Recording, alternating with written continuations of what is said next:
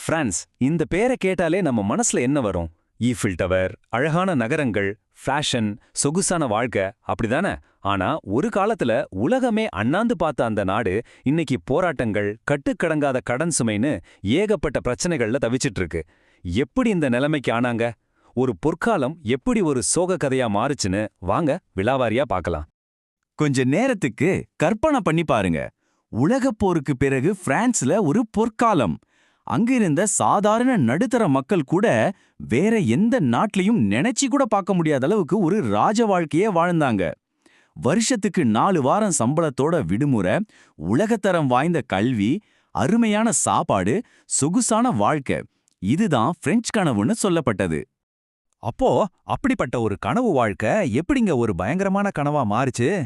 கடன், தீராத வேலையில்லாத திண்டாட்டம், மாசக்கணக்கா நடக்கிற போராட்டங்கள்னு பிரான்ஸை இந்த நிலைமைக்கு தள்ளுனது எது? வாங்க இந்த மர்ம முடிச்ச அவிழ்க்கலாம். வாங்க நாம இப்போ டைம் டிராவல் பண்ணி அந்த பொற்காலத்துக்கே போலாம். வரலாற்றுல இந்த காலகட்டத்தை ட்ராண்ட் குளோரியஸ் அப்படின்னு சொல்லுவாங்க. அதாவது 30 புகழ்பெற்ற ஆண்டுகள். அந்த நாட்கள்ல பிரான்ஸ் நிஜமாவே எவ்ளோ அற்புதமா இருந்துச்சுன்னு பார்க்கலாம் வாங்க. இதெல்லாம் சும்மா சில உதாரணங்கள் தான். தொழிலாளர்களுக்கு 1 மாசம் சம்பளத்தோட லீவு, ஏர்பஸ், கான்கார்ட் மாதிரி உலகத்தை அசர வச்ச விமானங்கள், குச்சி, சேனல் மாதிரி ஃபேஷன் மற்றும் சொகுசு பொருள்கள்ல நம்பர் 1 இடம், தலை சிறந்த கல்வி நிறுவனங்கள், இப்படி எல்லா துறையிலையும் பிரான்ஸ் கொடி கட்டி பறந்துச்சு. இந்த வளர்ச்சியோட வேகத்தை கொஞ்சம் பாருங்க. வெறும் 20 வருஷத்துல ஒரு சராசரி பிரெஞ்சு குடிமகனோட வருமானம் 12 மடங்கு அதிகரிச்சது. யோசிச்சு பார்க்க முடியுதா? இந்த அசுர வளர்ச்சி தான் பிரெஞ்சு நடுத்தர வர்க்கத்துக்கு ஒரு வலுவான அஸ்திவாரத்தை போட்டது. ஆனா எல்லா நல்ல விஷயங்களுக்கும் ஒரு முடிவு இருக்கு இல்லையா? பிரான்ஸோட கதையில முதல் திருப்புமுனை 1973ல வந்த எண்ணெய் நெருக்கடி தான். இந்த உலகளாவிய பிரச்சனை பிரான்ஸையும் அதோட பக்கத்து நாடான ஜெர்மனியையும் ஒரு முக்கியமான கட்டத்துல கொண்டு வந்து நிறுத்துச்சு. அவங்க முன்னாடி 2 வழி இருந்துச்சு. ஒரு வழியை தேர்ந்தெடுக்க வேண்டிய கட்டாயம்.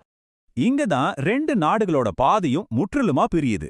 ஜெர்மன் என்ன செஞ்சதுன்னா, தற்காலிகமா வலிய தாங்கிக்கிட்டு நீண்ட காலத்துக்கு நம்ம தொழிற்சாலைகளை காப்பாத்தணும்னு முடிவு பண்ணுச்சு. ஆனா பிரான்ஸோ உடனடி நிவாரணம் வேணும்னு சொல்லி பணவீக்கத்துக்கு ஏத்த மாதிரி சம்பளத்தை ஏத்தணும்னு சட்டம் போட்டுடுச்சு. 10ஆவதுக்கு பணத்தை அச்சடிச்சு பிரச்சனையை சமாளிக்க பார்த்தாங்க. இந்த ஒரு முடிவு அவங்க எதிர்காலத்தையே கேள்விக்குறியாக்கிடுச்சு.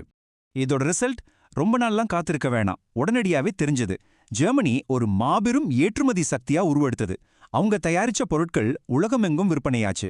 ஆனா பிரான்ஸோ வாங்கறது அதிகமாவும் விக்கிறது குறைவாவும் இருந்ததால வர்த்தக பற்றாக்குறையில சிக்கி தவிச்சது. பிரான்ஸோட பிரச்சனைகள் அதோட நிக்கல. உலக அரங்குல ஒரு புது ஆட்டம் ஆரம்பிச்சது. அடுத்த பெரிய அடி சீனா உலகத்தோட தொழிற்சாலையா உருவெடுத்தப்ப விழுந்தது. மேட் இன் சைனா பொருட்கள் உலக சந்தையை ஆக்கிரமிக்க ஆரம்பிச்சப்போ ஐரோப்பிய நாடுகள் தங்களை மாத்திக்க வேண்டிய கட்டாயத்துக்கு தள்ளப்பட்டுச்சு.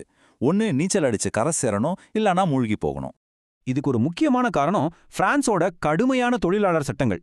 ஜெர்மனில ஒருத்தரை வேலையை விட்டு நீக்கணும்னா ஒரு குறிப்பிட்ட தொகையை கொடுத்தா போதும், விஷயம் சிம்பிளா முடிஞ்சிடும். ஆனா பிரான்ஸ்ல அது பல வருஷ சட்ட போராட்டமா மாறும். இதனால என்னாச்சுன்னா பிரெஞ்சு கம்பெனி முதலாளிங்க புதுசா ஒருத்தரை வேலைக்கு எடுக்கவே நடுங்க ஆரம்பிச்சாங்க. இந்த பயம் அவங்களோட வளர்ச்சியை மொத்தமா முடக்கி போட்டுடுச்சு. இதோட விளைவு தான் இந்த 36%. இது வெறும் நம்பர் இல்ல. பிரான்ஸோட தொழிற்சாலைகள்ல வேலை செஞ்ச 3ல் 1 பங்குக்கும் அதிகமான மக்கள் தங்களோட வேலையை இழந்தாங்க. லட்சக்கணக்கான குடும்பங்களோட வாழ்வாதாரம் கேள்விக்குறியாச்சு. ஆனா அதே சமயத்துல ஜெர்மனிய பாருங்க. அவங்க எடுத்த கடினமான ஆனா சரியான முடிவுகளால அவங்களோட தொழிற்சாலைகளோட உற்பத்தி 25% அதிகரிச்சது. பிரான்ஸ் வேலை இழப்புல தவிக்கும் போது ஜெர்மனி வளர்ந்துட்டு இருந்துச்சு. பாத்தீங்களா, எடுத்த முடிவுகள் எப்படி 2 நாடுகளோட தலையெழுத்தையே மாத்திருக்குன்னு. இப்ப கதை இன்னும் சூடு பிடிக்குது. 2008ல வந்த உலக பொருளாதார நெருக்கடி. இந்த நெருக்கடி தான் பிரான்ஸ் செஞ்ச தவறுகளோட ஆணிவேரையே நமக்கு அப்பட்டமா காட்டப் போகுது. இதை நாம ஒரு சிம்பிளான உதாரணத்தோட புரிஞ்சுக்கலாம். 2 அத்லீட்ஸ் இருக்காங்கன்னு வச்சுக்கோங்க. ஒருத்தர் ஜெர்மனி, கஷ்டப்பட்டு பயிற்சி செஞ்சு வலிய தாங்கிக்கிட்டு உடம்ப இரும்பு மாதிரி வலுவாக்கிக்கிறாங்க. இன்னொருத்தர் பிரான்ஸ், வலி தெரியாம இருக்கிறதுக்காக வலி நிவாரணி மாத்திரைகளை எடுத்துக்கிறாங்க. அப்போதைக்கு வலி தெரியாது, ஆனா உடம்பு உள்ளுக்குள்ள பலவீனமாகிக்கிட்டே போகும். இதுதான் 2 நாடுகளுக்கும் உள்ள வித்தியாசம். ஜெர்மனி இந்த நெருக்கடியை ஒரு வாய்ப்பா பார்த்துச்சு. செலவுகளை குறைச்சு கடனை அடைச்சு தங்களோட நிதிநிலையை இன்னும் பழமாக்கிக்கிட்டாங்க. ஆனா பிரான்ஸ் என்ன பண்ணுச்சு தெரியுமா? மக்களோட கோபத்தை சரி செய்ய தன்னிடம் இல்லாத பணத்தை வாரி இறைச்சது. கரண்ட் பில்லுக்கு மானியம், வரி விலக்குன்னு கொடுத்ததால அவங்களோட கடன் சுமை கட்டுக்கடங்காம போயிடுச்சு. பிரான்ஸ முட்டி போட வச்ச கடைசி அணி இந்த பென்ஷன் திட்டம் தான். நாட்டோட மொத்த வருமானத்துல ஒரு பெரும் பகுதியை இதுக்கே செலவு செஞ்சாங்க. வேலை செய்யறவங்களோட எண்ணிக்கை குறையுது, ஆனா ஓய்வூதியம் வாங்குறவங்களோட எண்ணிக்கை அதிகமாகுது.